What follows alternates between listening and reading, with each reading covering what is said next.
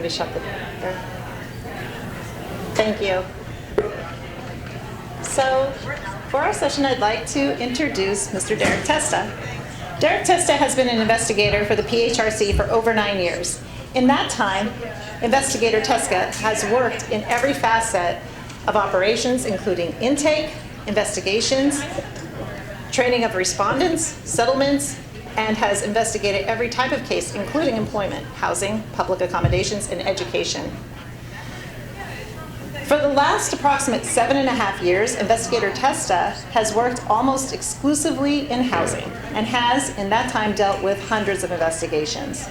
Investigator Testa is currently a member of the Housing Subcommittee and the Artificial Intelligence Subcommittee for our agency. Prior to the PHRC, Investigator Testa worked as a case manager in child welfare and worked in the nonprofit sector, providing health care to low-income individuals in the tri-state area surrounding Western Pennsylvania. Investigator Testa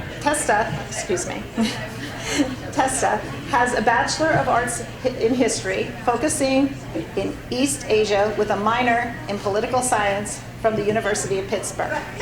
In his private life, Investigator Testa loves cooking, studying philosophy, and is a big nerd. You got that one. I will say Investigator Testa has been instrumental. If you are liking the conference today, I will tell everyone here that Investigator Testa had a lot to do with the venue and was just my gratitude in what you did to make this happen and showing me around your beautiful city of Pittsburgh. And I owe him that. So I'll let you get started. Okay, thank you. Thank you for attending my talk. And thank you for those kind remarks. Please know that if you do enjoy this event, I am directly responsible for this event. If you don't enjoy it, please know that Miss Eister is my supervisor. She is my boss. She ultimately had to say on everything. So, okay, so where to begin with this talk? Basically, I have sat in more than a few of these housing conferences over the years. One of the things that year after year I found was there was nothing really centered on how to investigate and really something for investigators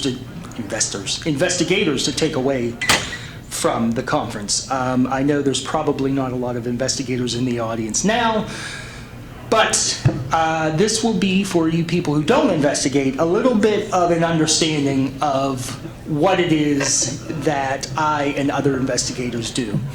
Now, to start out with, I should say, to the extent that the PHRC has any opinions about how its investigators do their work, these thoughts are my own. I'm not trying to separate myself from the PHRC, but this is how I do it. This is how I think about it.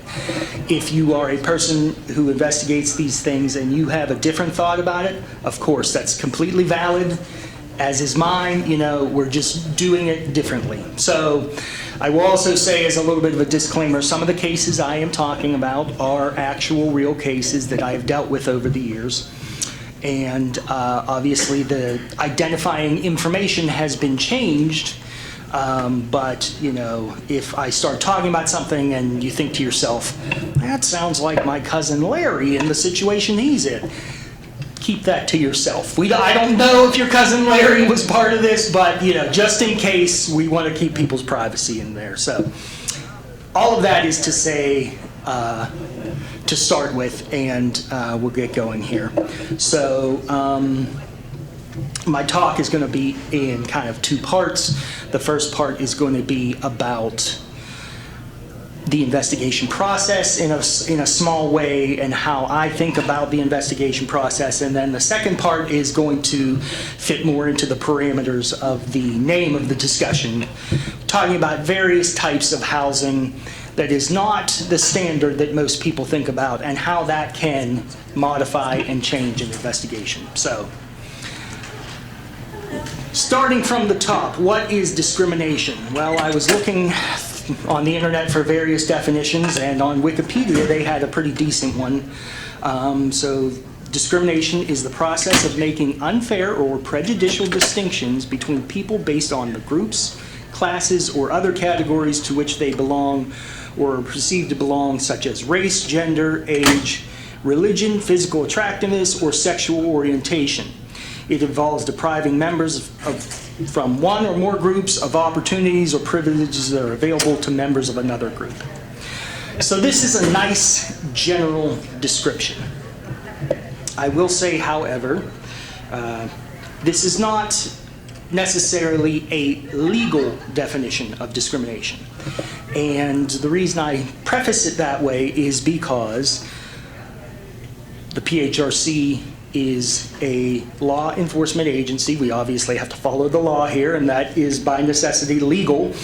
And the definition that the PHRC uses is similar to this, however, a little bit different. Now, on my next slide here, we're talking about otherization. This was kind of a definition I was thinking about. When I started at this agency, I had never worked in discrimination or civil rights previously, as Carolyn said in the intro there. If you had asked me what discrimination is, I would have said something like this: making someone feel outside of the group because some arbitrary characteristic of themselves that they cannot change. This is a little bit further from the legal definition, but it's still something I would say most people feel. And they feel a sense of harm, whether that's accurate or not, and they feel like they need some kind of recompense. So they wind up at the PHRC. Now, why, well, let me step back a second here. As far as the PHRC goes, I probably should have added a slide that described the legal definition according to the PHRC. I did not add that. I apologize. But there are two parts to discrimination. There's protected classes and acts of harm. And I'm going to go through these. Here are your protected classes. These are all of the protected classes that the PHRA, which is the act that my agency covers, these are all the categories a person has to fit into in order to make a claim with us. So you obviously can read through those. Some of those are obvious, some of those perhaps are not. Retaliation is always a little bit of a sticky one because the way the PHRA defines it is somewhat different towards the way that I think culturally we define it. Similar to the way 2 slides ago when I was talking about kind of the legalistic definition versus the definition that most people would think of when they think about discrimination. So I mentioned retaliation. The thing with that is a person has to engage in activity protected by the Pennsylvania Human Relations Act. They can't just have done something and then their landlord retaliates against them. For example, a lot of times if they have substandard housing and the landlord is not making repairs, a lot of times people will go to their local code enforcement officer to have them come in, look around, and make a report so that the landlord is forced to make these changes. That is not retaliation under the Act because going to your local code enforcement officer is not considered protected activity. I've had multiple cases with that very issue hinging on that.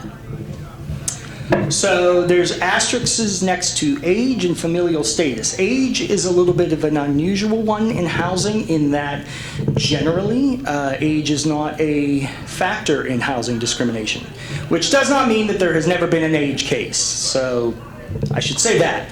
But in the federal law under HUD, they don't even take age as a category.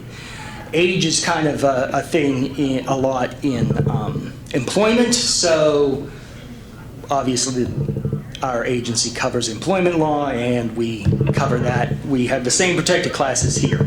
However, you're not going to see a lot of age cases. Familial status is the one that is unique to housing, and it is only in housing. So in the other facets that my agency deals with, employment, public accommodation, and education, familial status is not a category there. To say about familial status, that's basically, obviously, means you have a family and you're being discriminated against due to the fact that you have children. A lot of times, to give an example, is housing providers will try to discourage you from living there if you have small children. Like, for example, a lot of housing landlords will try to pick and choose who they want to live in their properties, and they have a perception that small children especially have come with problems and they don't want them there. So that's how that fits in. Now, in blue there, I say, could there be others? Can anybody here, a little audience participation, think of a protected class that is not listed on here, but perhaps in other states, other jurisdictions is covered? Source of income? Correct, that's a big one. Source of income is definitely one. I think the Pittsburgh Commission has that, I believe. But that is not part of the PHRA, at least as of yet. And that's still an ongoing process. So for source of income, for those who don't know, would be, for example, if you get SSI benefits and the housing provider doesn't want people who have just SSI to live there for whatever reason that they have for that. So that's a good example. Another one would be political affiliation. That's not a very common category, but I have in the past, one case, for example, there was a couple of friends trying to rent an apartment, and they were Democrats. The owners of the property were Republicans, and why these owners sent these text messages to the couple of friends, I don't know. I think it was they were older and they just didn't understand how technology worked. But anyways, they ended up sending them text messages and emails basically saying that because we saw your social media, you support the political party, we don't, we're choosing not to rent to you.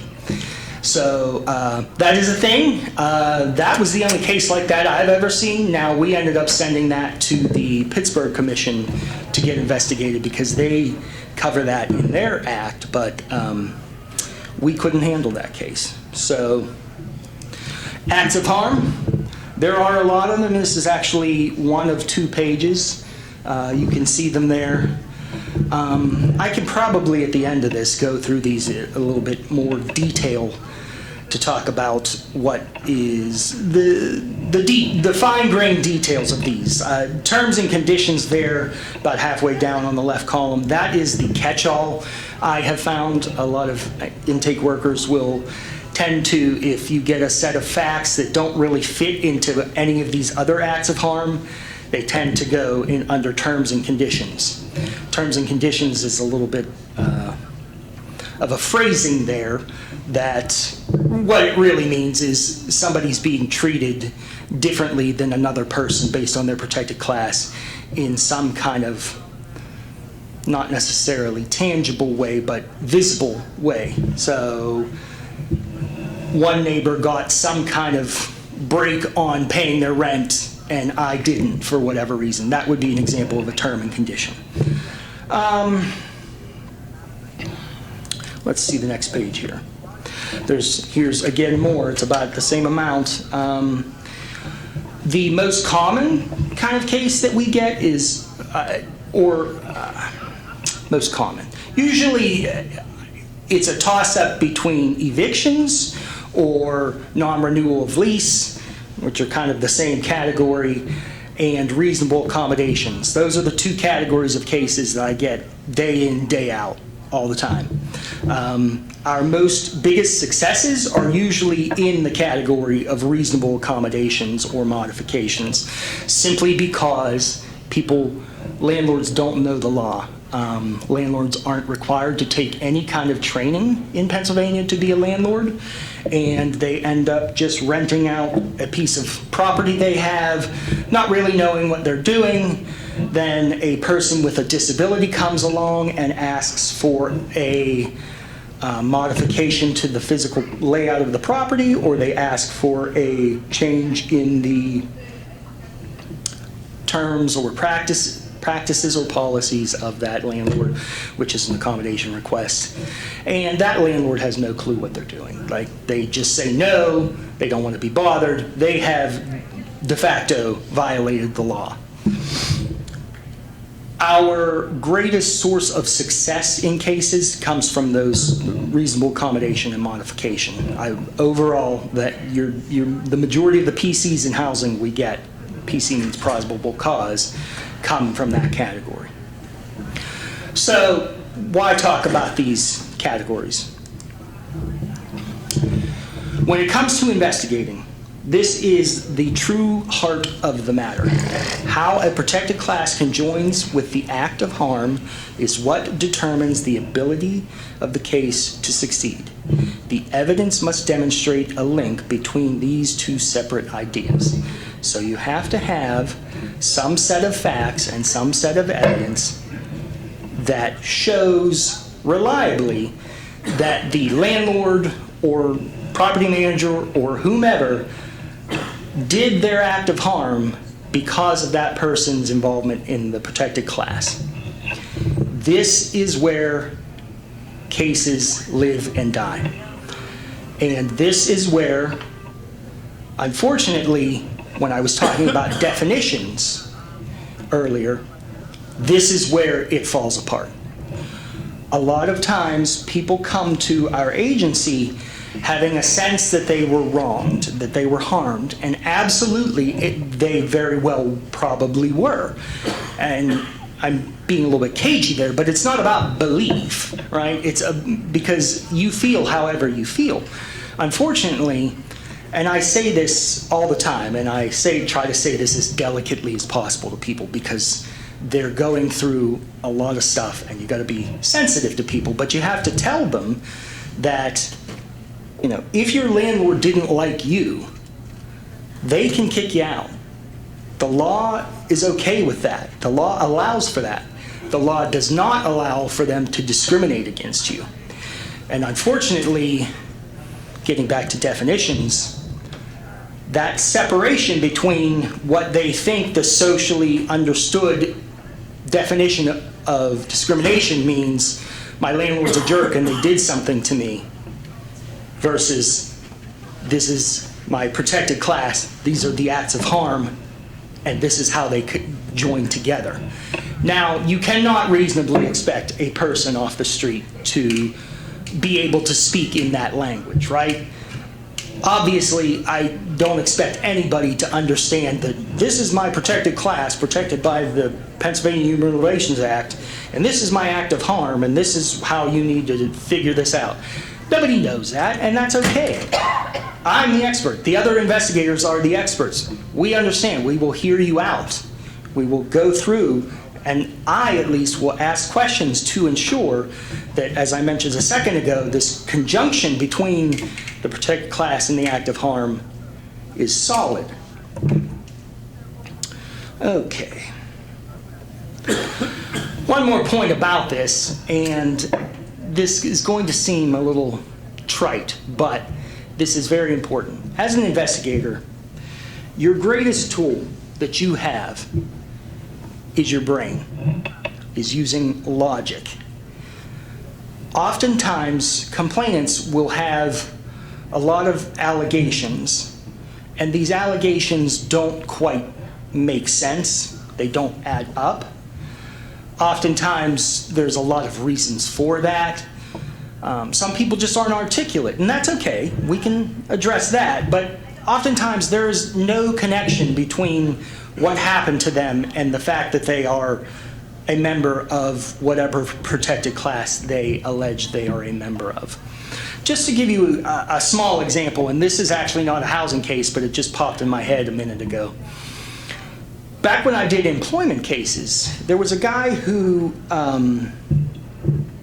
he worked for a company and he got fired. And the reason he was fired on paper was that he was sleeping on the job.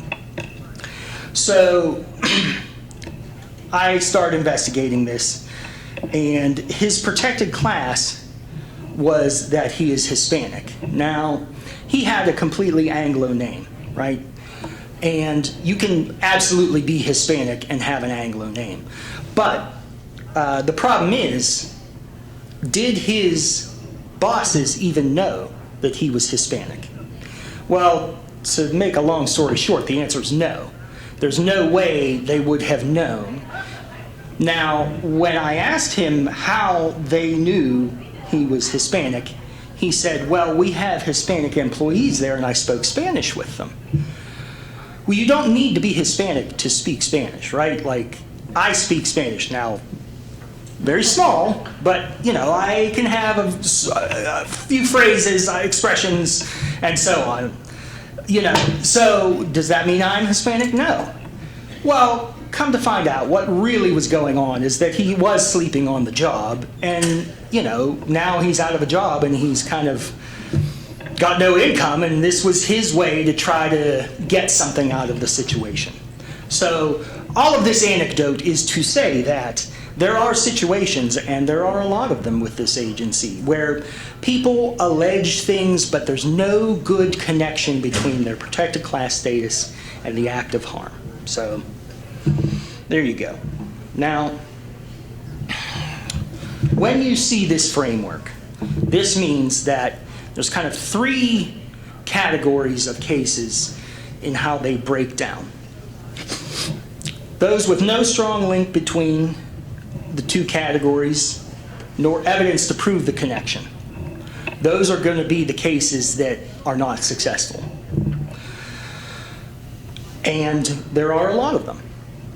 Those with a strong link between the two categories, but lacking evidence to prove the connection. So you have a good case, the allegations are strong, but for whatever reason, you just can't get there.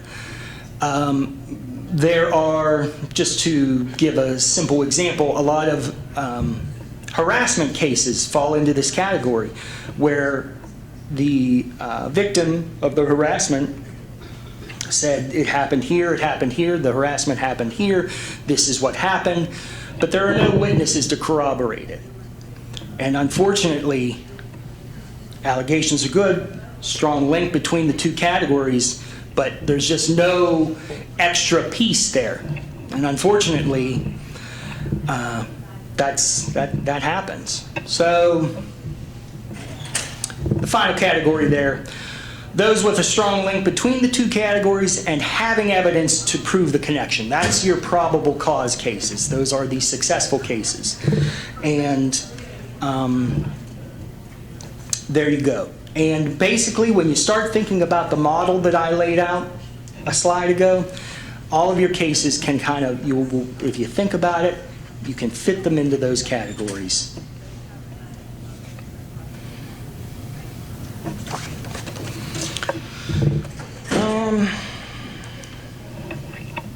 So now, after I've said all that, housing, and how does unusual housing fit into this?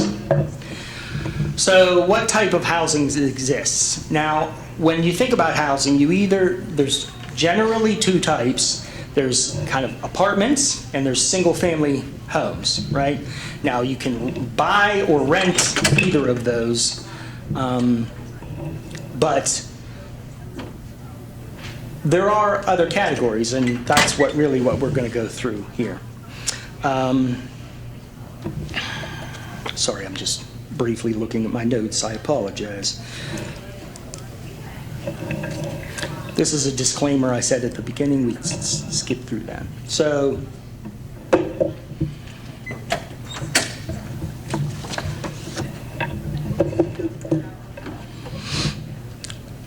this kind of came about, how I picked these 5 topics was these were kind of clusters of types of housing that have their own specific set of issues surrounding it. You don't get a lot of these cases with these issues necessarily, but you do see it a lot. So, long stay housing, often listed as a motel, often held by people on margins of society. Sometimes these people will work for that motel in a semi-unofficial capacity, or semi-official depending upon your viewpoint, as a way to pay off their bills. These places often don't have leases, which is very difficult when you're investigating these, because the lease is the main document you look at when you're investigating any type of housing.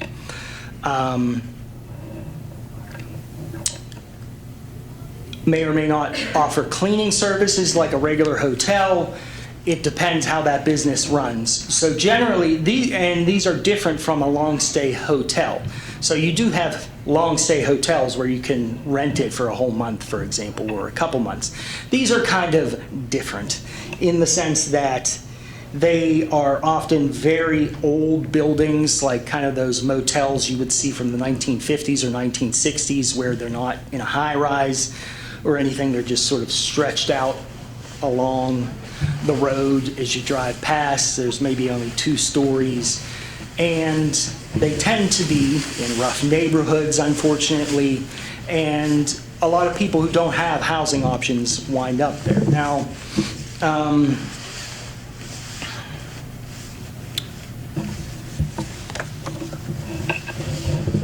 let's look at my example here. Here's an example from this type of case. Brian and Jane reside in a long-stay motel. They had an emotional support animal that they were passing as a service animal. Jane provided cleaning services of other rooms to the motel as a means to mitigate their monthly rent costs. When the owner found out about the service animal, he fired Jane and evicted them both. By the time the case got into my hands, Brian had recently been arrested for a domestic violence incident between them. So this case that I'm referencing here goes back some years back to kind of my beginning in housing. I didn't even know this category of housing really existed. It's not a thing you're going to see a lot. I've only ever had a handful of cases of this type. But the parameters under which they're living, again, really changes the way you have to look at these investigations. So going back to my model where you have a protected class and an act of harm, think about how cloudy this is, in the sense that not only are they living there, but Jane is also under the table employed there by that place to do laundry services, to do various other tasks around the building, sweeping, cleaning, and that helped pay down their bill. So it's also an employer. Now, there wasn't an employment case attached to it, in part because she was kind of working under the table. But this was, for me, as a new investigator at the time, this was a very confusing arrangement because, again, I had the expectation, as I mentioned a minute ago, that it's just apartments, it's just single-family homes, and suddenly they come along with this arrangement. I'm like, what? People actually do live this way. Well, interestingly enough, there is a long-stay motel not far from my own house. When I moved about 6 years ago, me and my wife moved to our current home on the outskirts of the town that we live in. There is a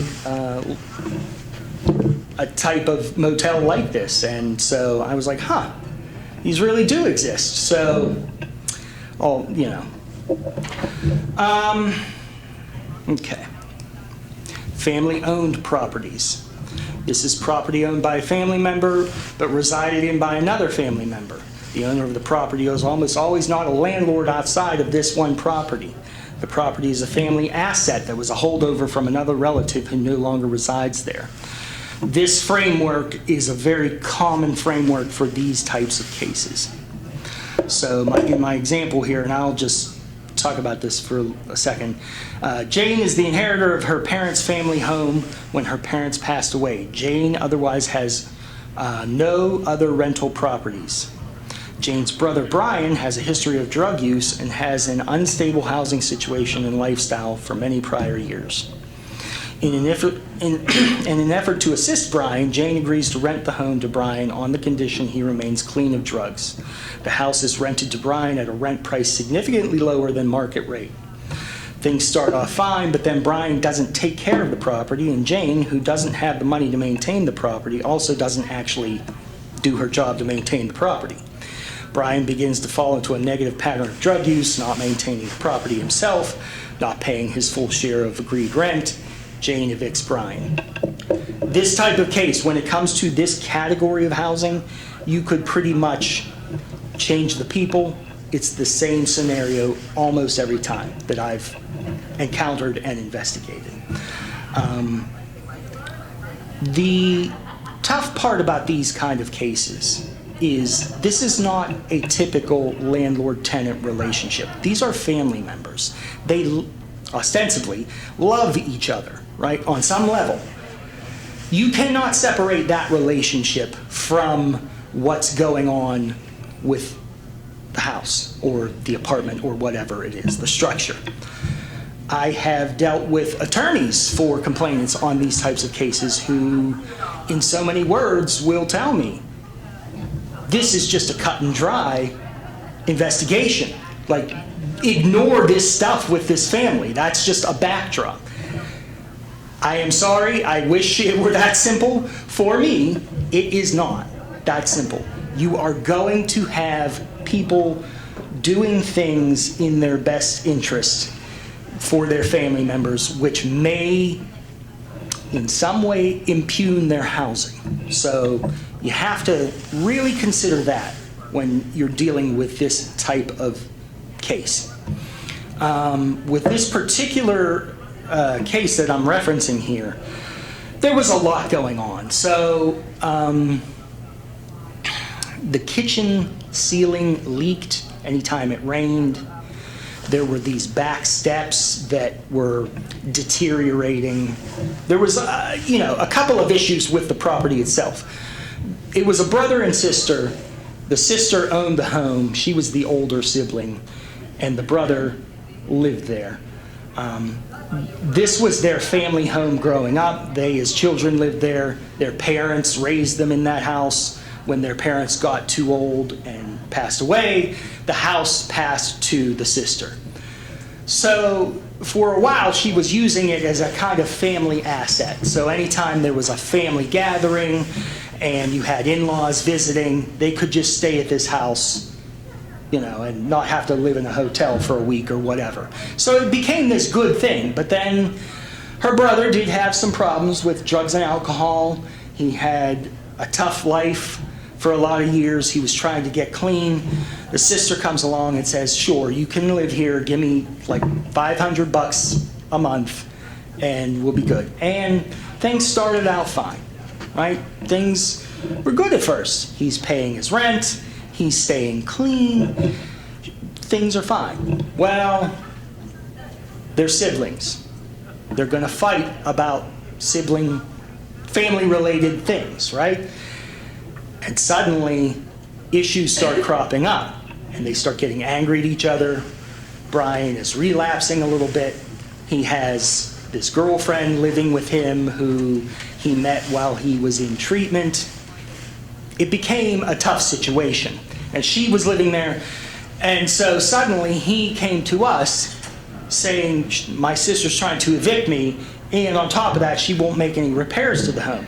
Well, the sister didn't have money to make these repairs, right? And because fixing the leak in the ceiling was not just patching the roof. This was a significant repair to the side of the house where the kitchen was. They didn't have that kind of money. They did fix the steps. But all of this is to say that these are issues you're going to have to wrestle with when you do these types of investigations. Oh, he also did get code enforcement involved, which sort of forced the sister's hand to make these repairs. This led to a thing where she decided this is just getting too crazy, you need to get out.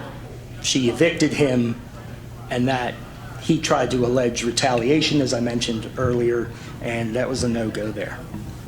So, okay. Next category, boarding houses. Now, I never really thought these existed in modern times. This sounds like the kind of thing out of, and I don't say this negatively in any way. I mean, it's actually a good option for people who can't otherwise get housing. But this is the kind of housing people lived in during Dickensian London, right? So this was a big home that at one point was its own home, but had been split up into various bedrooms. So the bedrooms became their own apartments, and then the living spaces, which was one bathroom, a kitchen, dining room, living room, is all shared space amongst the people living in the house. In my 9 years here, I've had 2 cases only with this kind of housing. Again, as I listed here, often operates on margins of society, often has rules, but no lease attached to it. They have some kind of vague contract. And those 2 things right there are big hurdles, because the people running these places don't necessarily think of themselves as landlords. They just think of themselves as kind of providing, well, they're providing housing, but they're not a landlord. It's just a business kind of a thing. Again, this gets to when people file these cases, the landlords have no idea what they're doing, which is another hurdle in this process. So here's my example. Jane is a student at a local university. She sought housing and found that she could get a cheaper deal going with a boarding house rather than an apartment. Jane rents her room from Brian, who signs a, quote, contract with her for a month-to-month residency. Jane has an emotional support animal. When Brian finds out about Jane's ESA, he evicts her. Jane sought assistance from the PHRC, but a local ordinance prevented the PHRC from acting. We'll get to that last part in a second, but just a couple of points about this situation. Again, this is one of 2 cases that I've ever had with boarding houses. This ostensibly, on the surface, seemed like a probable cause case. What it came down to was, did she make the appropriate accommodation requests, which she did. This actually occurred in Clarion County. She was a student at Clarion University.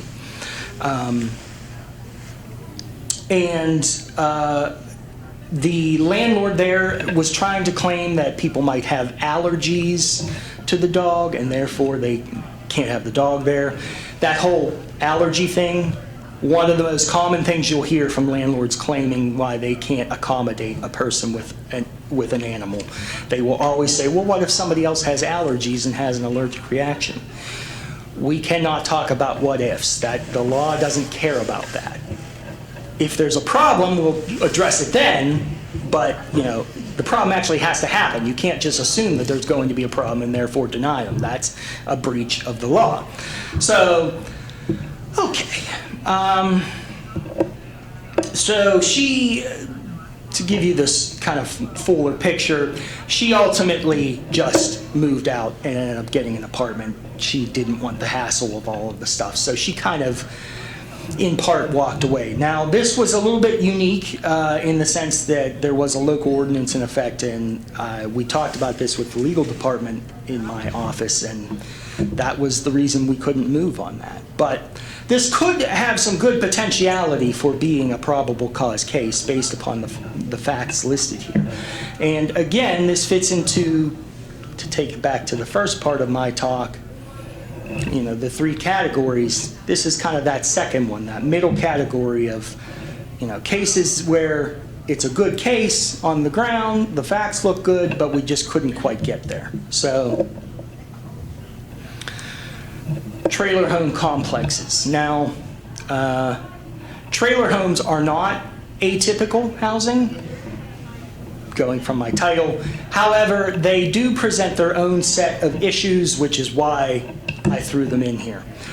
Trailer home cases are a good deal of the cases that I deal with. Maybe at any given time, a quarter of my caseload might be dealing with trailer home communities. I should say myself, I grew up in a trailer home. We actually, on two categories within these slides, I grew up in a trailer home on my grandparents' property. So I've experienced some of this firsthand. Now, we didn't have the discrimination, but, you know, everything was fine. But all of this is to say it's not an uncommon type of housing, but there are some issues here I wanted to talk about. So what is a trailer home community? It is, you'll see a lot of them if you drive on the turnpike. They'll be right on the side of the road. It's basically a complex of homes which were at least at one time on wheels and were mobile to some extent, having all of the amenities of a normal home. Often found in rural areas where there's not a lot of apartments or other standard housing to choose from, people wind up in these arrangements. Now, this can vary from complex to complex, but oftentimes trailer home owners own the trailer. They rent the land that the trailer sits on, and that is critical to know when you see my example in a second.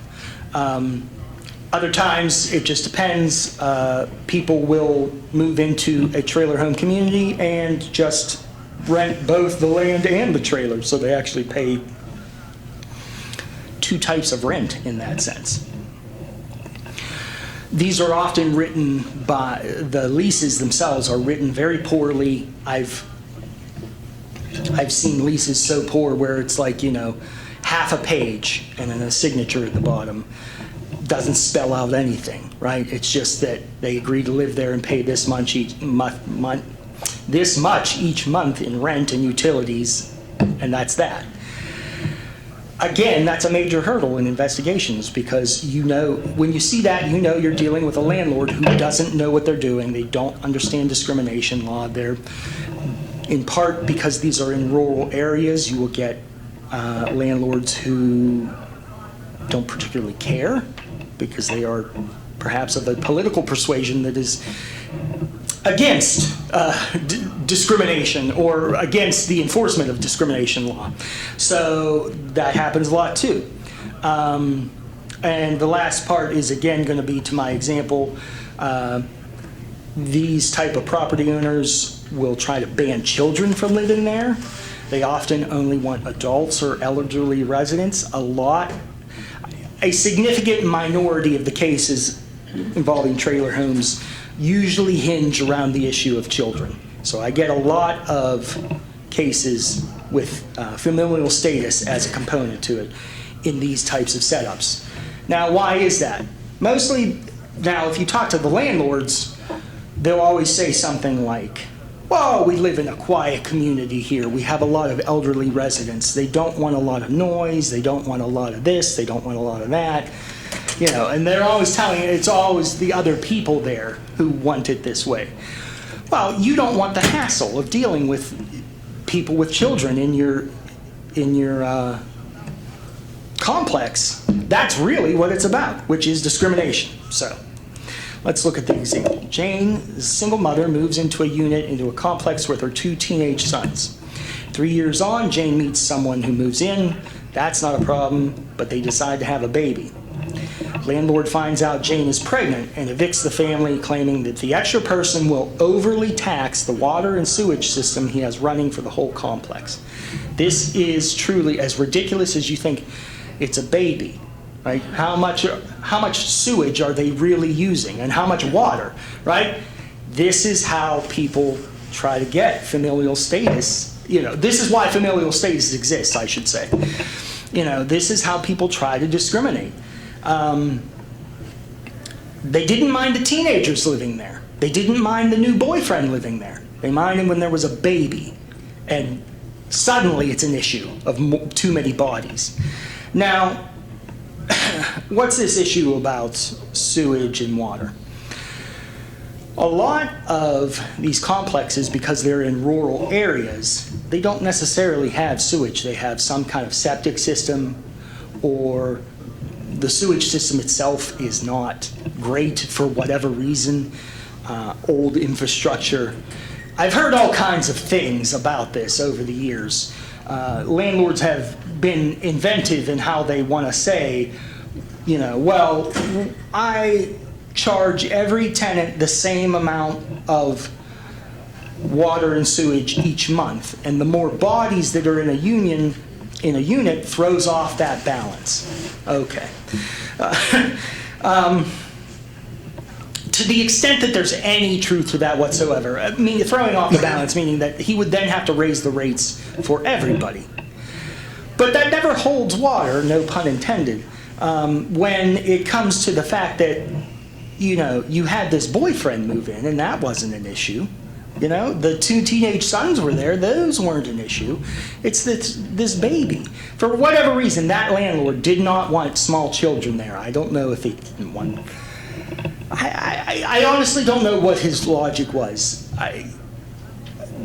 Having talked to him, I think partly he didn't want, like, more families moving in, and that would change the nature of the community.